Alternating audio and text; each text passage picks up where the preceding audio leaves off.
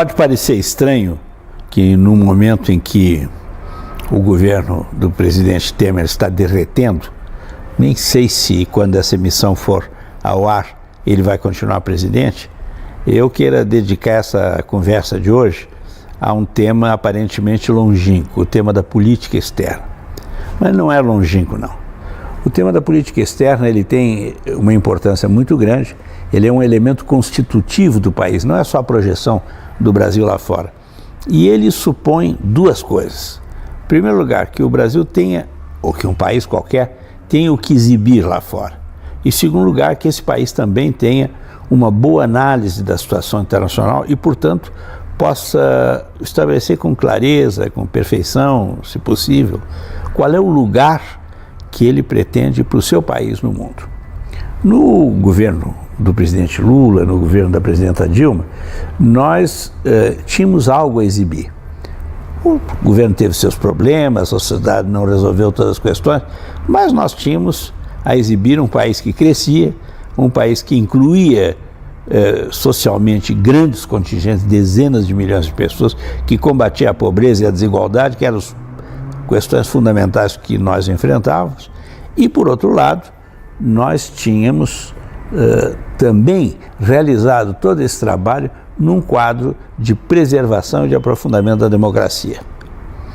A análise que nós fazíamos da situação internacional também era uma análise cuidadosa, também era uma análise aprofundada e que tendia a romper com certos paradigmas de submissão que haviam marcado os países da região e o Brasil entre eles nas últimas décadas.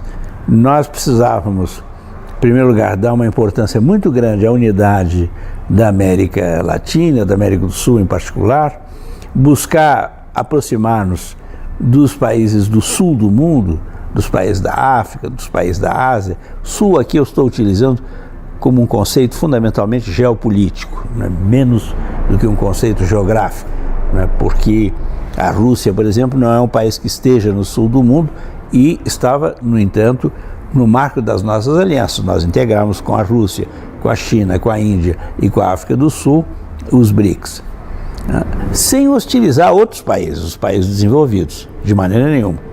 Agora, nós acreditávamos que o mundo estava se reconstituindo, e que a partir, sobretudo, de 2009, com o advento dessa grande crise econômica, era de fundamental importância que nós pudéssemos constituir um bloco sólido no sul do mundo para enfrentar as grandes potências imperiais que eram a origem da crise, que eram aqueles países que estavam tocando a economia mundial para baixo.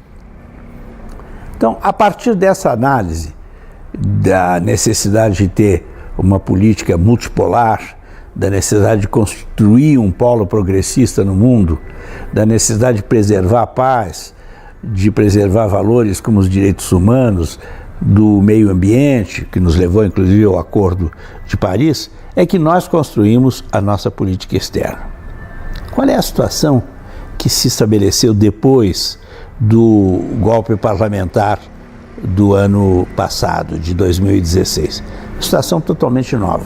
Em primeiro lugar, não tinha condições, né, de exibir um país próspero, democrático, com viço para o exterior. Não era mais aquele Brasil que o Obama dizia do nosso presidente, that is the guy, o cara, né? Não, pelo contrário, nós tínhamos um governo de pessoas desqualificadas, que depois, pouco a pouco, começaram a aparecer, inclusive, com um bando de ladrões, né? Nós passamos a ter um governo sem mulheres, sem jovens, um governo que colecionava gafes e que representava tudo de pior tinha o mundo político brasileiro. Quem viu no exterior, e muitos viram, e eu conversei com muita gente no exterior, sobre aquela dramática sessão da Câmara de Deputados, quando se votou a autorização para processar a presidenta Dilma, saiu com uma impressão aterradora do Brasil. Não é possível que vocês tenham uma classe política desse nível tão baixo, tão rasteiro. Mas assim é.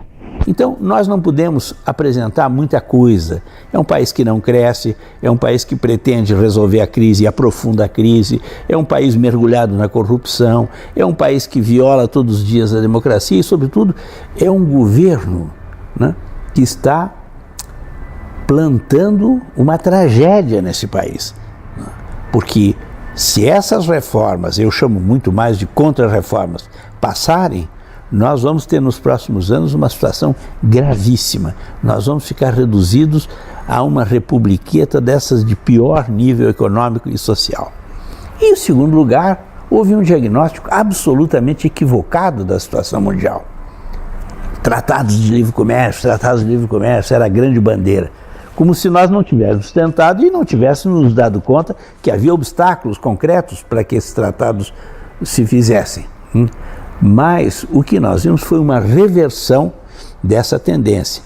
Vamos nos aproximar dos Estados Unidos porque o Lula e a Dilma eram anti-americanos. Não é verdade, porque tivemos relações muito boas com os Estados Unidos. Aí, quando querem se aproximar dos Estados Unidos, o Trump não quer. O Trump se fecha, né, desenvolve uma política protecionista e as coisas ficam muito mais complicadas. Né? Recentemente, num ato absurdo, né, porque isso teria consequências e terá, se manifestar efetivo, consequências dramáticas para a economia brasileira, o Brasil pede ingresso na OCDE, esse clube dos grandes países desenvolvidos. O que aconteceu? O Trump disse, não, nós não queremos ampliar a OCDE, deixa estar com assim. Então, quer dizer, nós não temos o que exibir e nós fizemos uma aliança, ou uma avaliação, mais bem dito, uma avaliação da situação internacional absolutamente equivocada. Isso tudo está provocando um sentimento muito, muito negativo, não só naqueles quadros da administração pública brasileira que tem sentimento nacional, que tem responsabilidade, que tem tradição, que estão comprometidos efetivamente com o país, mas particularmente entre os próprios diplomatas. Eu tenho conversado muito com diplomatas brasileiros, estrangeiros e com analistas da cena diplomática. E todos me dizem o seguinte: os diplomatas brasileiros andam de cabeça baixa, quase que se escondendo, porque tem vergonha de representar um país com esse quadro interno tão deteriorado e, mais ainda, não tem condições de defender essa ausência de política externa, que é muito mais uma política de submissão que nós estamos praticando na esfera internacional. Durante o governo Lula e durante o governo Dilma, nós fomos acusados, eu pessoalmente, muitas vezes, de interferir no Itamaraty. Nunca exibiram um elemento, uma prova dessa interferência. Né? Dizia que nós estávamos partidarizando, que nós tínhamos a diplomacia paralela, e hoje o que nós verificamos é isso. Há uma partidarização do Itamaraty, não é por acaso que 2 quadros políticos não diplomáticos foram mandados para esse ministério, com grandes resultados, muito pelo contrário, né? E, mais grave, decisões de importância como o ingresso do Brasil na OCDE e o ingresso do Brasil no Clube de Paris, que também traz problemas muito graves para a nossa política Sul-Sul, essas 2 decisões foram empurradas goela abaixo do Itamaraty.